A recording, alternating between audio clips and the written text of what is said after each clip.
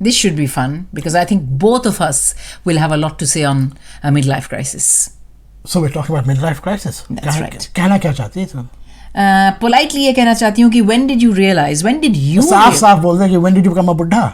हाँ, साफ तो वही है, लेकिन in a roundabout way, what I'm trying to ask you is when did you start ticking the next box up in a survey, in all those surveys?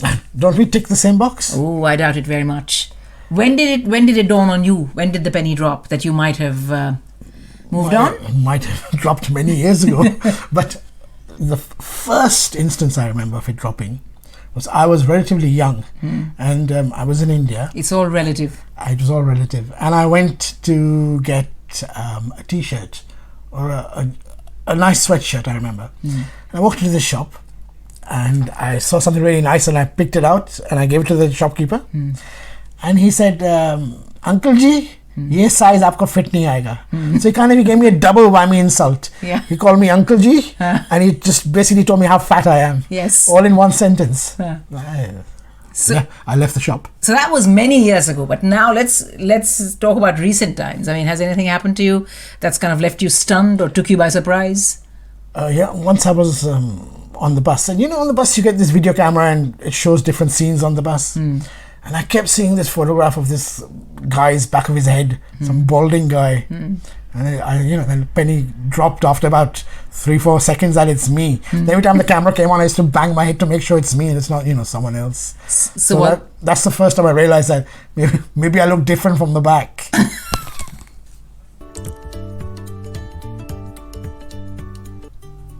Welcome to the Shabby And Man podcast. We are partners, parents, podcasters, broadcasters, and everything else in between. And today we are talking about a midlife crisis, in case you didn't notice. Well, you've asked me about when I first realized. What about you? When did you first realize that you've hit middle age? I think it'll have to be from the time when I realized I couldn't have a coffee in the second half of the day without compromising my good night's sleep. That is when I realized that I'd joined those people who I had spent a good many years making fun of, saying that, what a wuss, how can you not have a coffee late in the evening or, as a nightcap and then still not be able to sleep through the night? Because loads of people we know, that's one of the first things I think that hit me. In my youth, I hate the word my youth, but I used to go to these 5-star hotels and all in India, and we could only afford a coffee. We'd drink a coffee all night. I think we used to get free refills. So we'd sit all night, and I couldn't imagine doing that now. But then you've also led the kind of life where, as you say, that there was a time when you could have rich food any time of I used to night or day. Either whether it be expensive food or rich dhaba food. Wasn't a problem. Touch wood.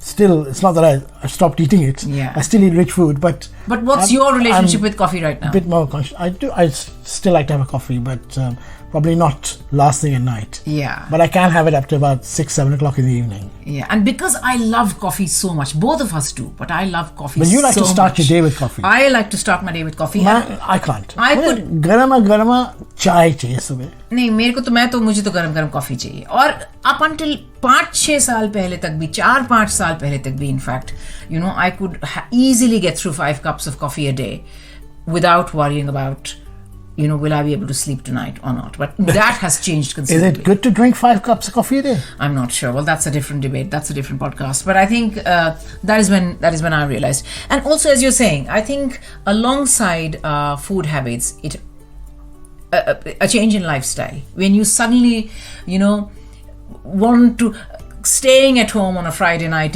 watching something you love, sipping a drink that you enjoy with a few close friends suddenly seems very appealing, as opposed to going out and hitting the nightclub and trying out going to the latest restaurant or going to the latest nightclub or doing things that everybody else is buzzing about. But you weren't someone who was always going out anyway. No, I wasn't.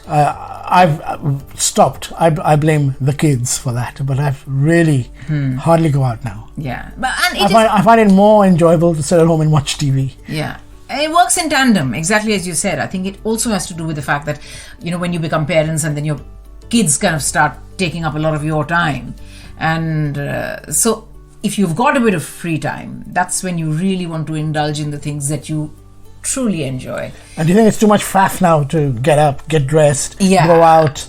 Yeah, especially after the lockdown, even more so. But even before lockdown, I think that's one of the signs that, you know, your tastes change in what you consider as entertaining or fun or a great night out or a great night in. You mean that slide of mine is going from heavy rock to mellow jazz? But then you've always been into, no, but you were into acid jazz. Probably that's now become dinner jazz with Helen Mayhew or whoever it is on Jazz FM. But yeah, all of that changes. And it's a gradual thing, right? It's not something that happens overnight.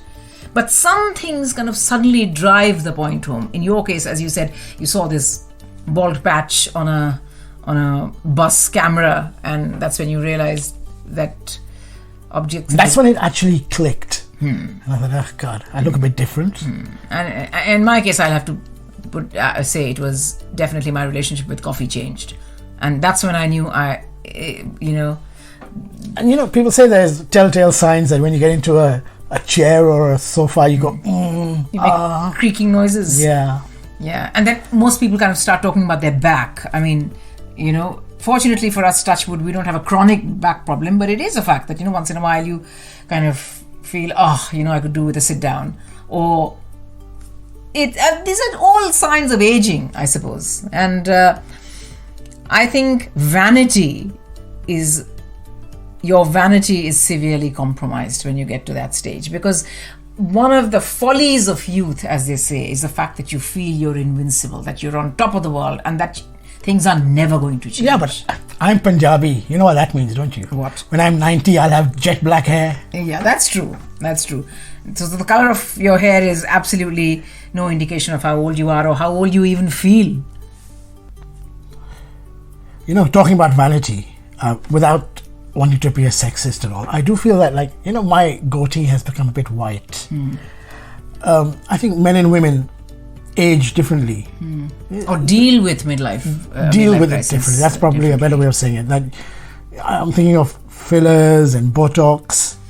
I know, it suddenly appears on our horizon, derma fillers and Botox and all of that. I mean, I don't know, personally, even going under the knife, I mean, many people look at those options as well. Fortunately, I think I haven't got there, and even when I do, I'm not going to go for any of those, only because I'm far too scared. But I think you should put nice creams on. Yeah, that again, your relationship with makeup changes because you suddenly start taking better care of your skin. You're conscious of what you're eating, so you start eating green, lean. What they say, eat clean. Eat clean, and all of those, I think, become more important as you age. Because when you're young, you can get away with your digestive system if you have a robust digestive system, or as you're saying, in my case, coffee. You know, there are a lot of things you take for granted, but then I think as your system slows down, you begin to appreciate quality over anything else. You mean I've reached that age where I'll have to start eating salads? Yeah, kale is probably going to be your mains, or broccoli for mains and kale on the side kind of thing. But it doesn't have to be that, of course. But you're right. I mean, our relationship with food and drink changes, our lifestyle changes, and everything seems to slow down. And I don't necessarily mean it in a bad way all the time. You know, I think we've earned our stripes, and somehow some people I know wrestle with the idea of aging, and they try and stay as young as they possibly can by forcing themselves to appear young, as if that makes them feel any younger. But some people age very gracefully, or maybe it comes once you're well into middle age, not just yet, where I think we are. Have you noticed how lots of these women with wonderful white hair? Yeah, some of them make it a fashion statement, right? I mean, I've been graying for a long time as well, and I color my hair. But I think what really bothers me is thinning hair. You know, I don't have like a full head of hair like I did when I was much younger, and that bothers me. And so I do my oil massages and all quite regularly now, because I am aware of the fact that women go through a lot of, because it's all about vanity again. You used to looking a certain way or being a certain way, and that kind of suddenly that's not in your hands anymore. And tail malish fixes all the problems. It doesn't, but at least psychologically you feel as though you're stimulating the roots of your hair, and therefore it would somehow or the other result in a full head of hair. Have you noticed how midlife crisis, again, we're saying it as a general term, crisis, but middle age is also when we start turning into our own parents. Without a doubt.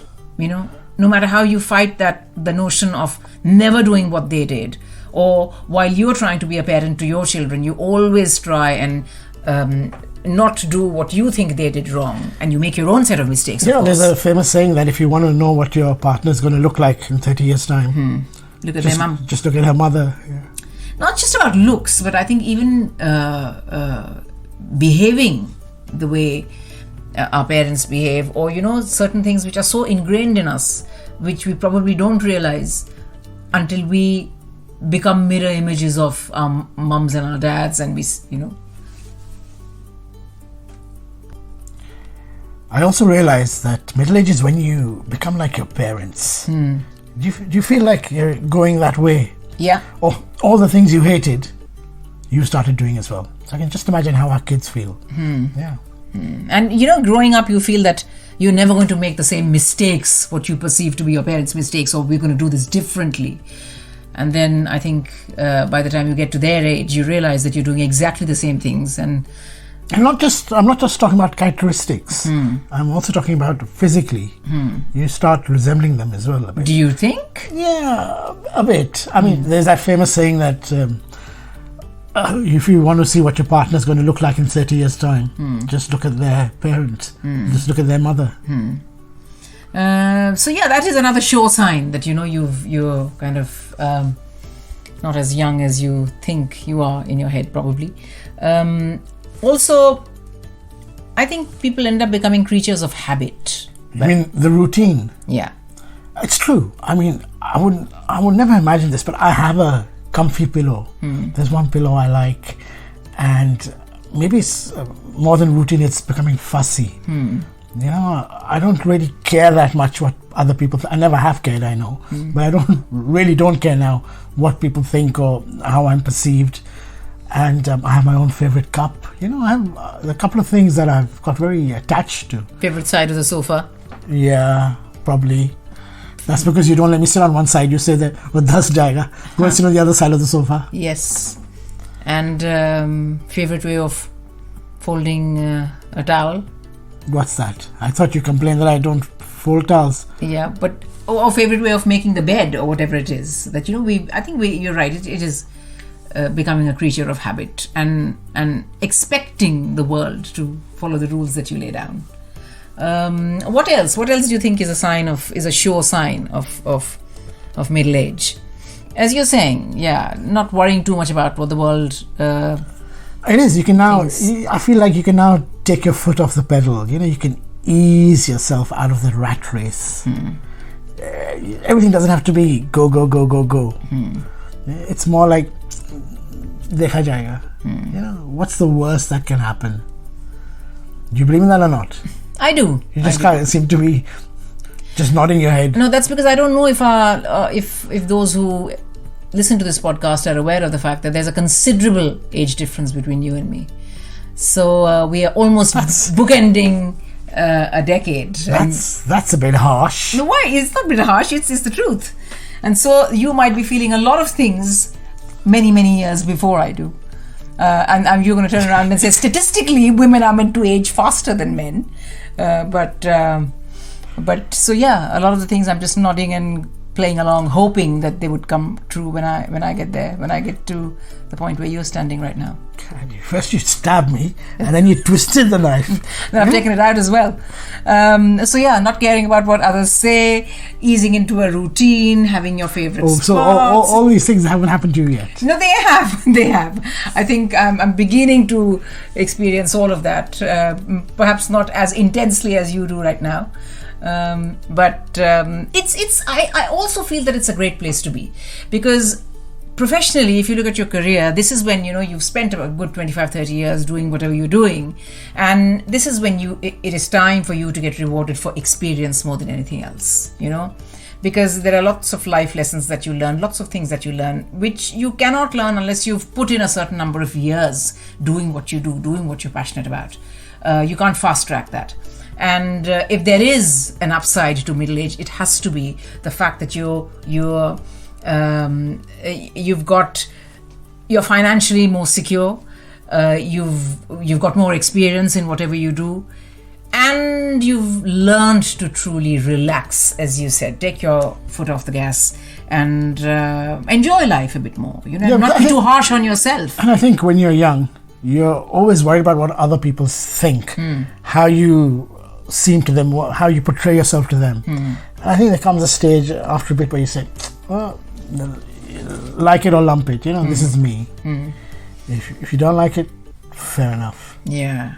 I think what you expect from things like holidays, that changes as well in middle age. Have you noticed? You always like to go to a place where, you've done your homework, there's going to be Wi-Fi, there's going to be if it's a beach holiday or a mountain holiday, you're going to have certain comforts. That's not true for everyone. Why is that?